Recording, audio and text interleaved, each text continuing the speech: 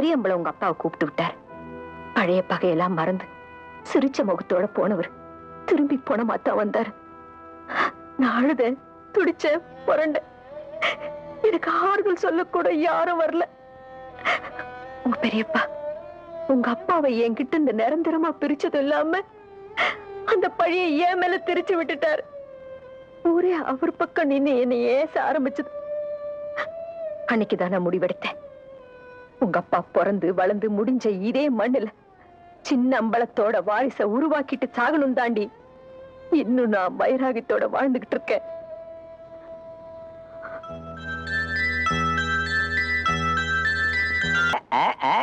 எப்படி வர வைக்கிறேன்னு பாருங்க. டேய் இப்ப பாரு.